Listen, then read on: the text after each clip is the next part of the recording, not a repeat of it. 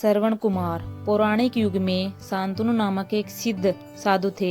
इनकी पत्नी भी एक सिद्ध धर्मपरायण नारी थी। कहानी उस समय की है जब शांतनु और उनकी पत्नी बहुत वृद्ध हो चुके थे और उनकी आंखों की रोशनी भी चली गई थी। इन दोनों का एक पुत्र था जिसका नाम था श्रवण कुमार। श्रवण कुमार बहुत ही सरल स्वभाव का व्यक्ति था। माता पिता के लिए उसके मन में बहुत प्रेम एवं श्रद्धा थी। वो दिन रात अपने माता पिता की सेवा करता था, अपने माता पिता का बच्चों की तरह लालन पालन करता था। उसके माता पिता भी स्वयं को गौरवशाली महसूस करते थे और अपने पुत्र को दिन रात हजारों दुआएं देते थे। कई बार दोनों एक दूसरे से कहते कि हम कितने धन्य हैं कि हमें श्रवण जैसा मातृभक्त पुत्र मिला, जिसने स्वयं के बारे में न सोचकर अपना पूरा जीवन वृद्ध नेत्रहीन माता पिता की सेवा में लगा दिया। इसकी जगह कोई अन्य होता तो विवाह के बाद केवल स्वयं का हित सोचता और बूढ़े नेत्रहीन माता पिता को कहीं छोड़ आता और खुशी से अपना जीवन यापन करता।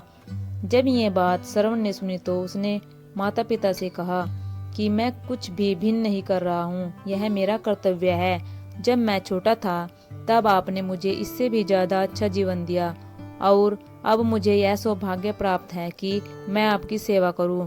आप दोनों जो भी इच्छा रखते हैं मुझसे कहे, मैं उन्हें अवश्य पूरी करूंगा। तब शांतनु और उसकी पत्नी कहते हैं, पुत्र श्रवण, हम दोनों की आयु बहुत हो चुकी है, अब जीवन का कोई भरोसा नहीं है। किसी भी समय हमारी आंखें बंद हो सकती है। ऐसे में हमारी एकमात्र इच्छा है, हम तीर्थ यात्रा करना चाहते हैं। क्या तुम हमारी यह इच्छा पूरी कर सकते हो? श्रवण कुमार अपने माता पिता के चरणों को पकड़कर अत्यंत प्रसन्नता के साथ कहता है, हाँ पिताश्री, यह तो मेरे लिए परम सौभाग्य की बात होगी कि मैं आप दोनों की इच्छा पूरी करूं। श्रवण अपने माता पिता को तीर्थ करवाने हेतु एक कावड़ तैयार करता है, जिसमें एक तरफ शांतनु एवं दूसरी तरफ उनकी पत्नी बैठती है और कावड़ के डंडे को अपने कंधे पर लादकर यात्रा शुरू करता है। उसके हृदय में माता पिता के प्रति इतना स्नेह है कि उसे उस कावड़ का लेश मात्र भी भार नहीं लगता। अपने पुत्र के इस कार्य से माता पिता का मन प्रसन्नता से भर उठता है और वे पूरे रास्ते अपने पुत्र श्रवण को दुआएं देते चलते हैं। तीर्थ करते समय जब वे तीनों अयोध्या नगरी पहुंचते हैं तब माता पिता श्रवण से कहते हैं कि उन्हें प्यास लगी है। श्रवण कावड़ को जंगल में रखकर हाथ में पत्तों का पात्र बनाकर सरयू नदी से जल लेने जाता है।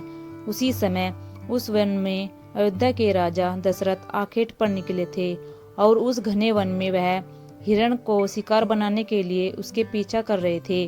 तब ही उन्हें घने जंगल में झाड़ियों के पार सरयू नदी से पानी की हलचल की आवाज आती है।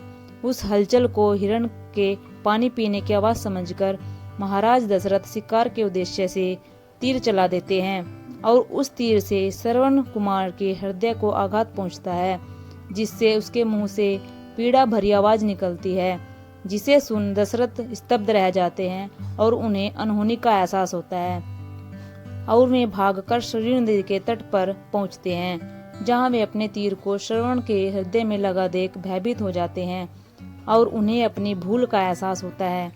दशरथ श्रवण कुमार के समीप जाकर उससे क्षमा मांगते हैं। तब अंतिम सांस लेता श्रवण कुमार महाराज दशरथ को अपने वृद्ध नेत्रहीन माता पिता के बारे में बताता है और कहता है कि वे प्यासे हैं, उन्हें जाकर पानी पिला दो और उसके बाद उन्हें मेरे बारे में कहना। और इतना कहकर श्रवण कुमार मृत्यु को प्राप्त हो जाता है। भारी हृदय के साथ महाराज दशरथ श्रवण के माता पिता के पास पहुंचते हैं और उन्हें पानी पिलाते हैं। माता पिता आश्चर्य से पूछते हैं, उनका पुत्र कहाँ है? वे भले ही नेत्रहीन हो, पर वे दोनों अपने पुत्र की आहट से ही समझ लेते थे। माता पिता के प्रश्नों को सुनकर महाराज दशरथ उनके चरणों में गिर जाते हैं और बीती घटना को विस्तार से कहते हैं। पुत्र की मृत्यु की खबर सुनकर माता पिता रोने लगते हैं और दशरथ से उन्हें अपने पुत्र के पास ले जाने को कहते हैं। महाराज दशरथ कावड़ उठाकर दोनों माता पिता को श्रवण के शरीर के पास ले जाते हैं। माता पिता बहुत जोर जोर से विलाप करने लगते हैं। उनके विलाप को देख महाराज दशरथ को अत्यंत ग्लानि का आभास होता है और वे अपनी करनी की क्षमा याचना करते हैं। लेकिन दुखी पिता शांतनु महाराज दशरथ को साप देते हैं कि जिस तरह मैं शांतनु पुत्र वियोग में मरूंगा, उसी प्रकार तुम भी पुत्र वियोग में मरोगे। इतना कहकर दोनों माता पिता अपने शरीर को त्याग मृत्यु को प्राप्त हो जाते हैं।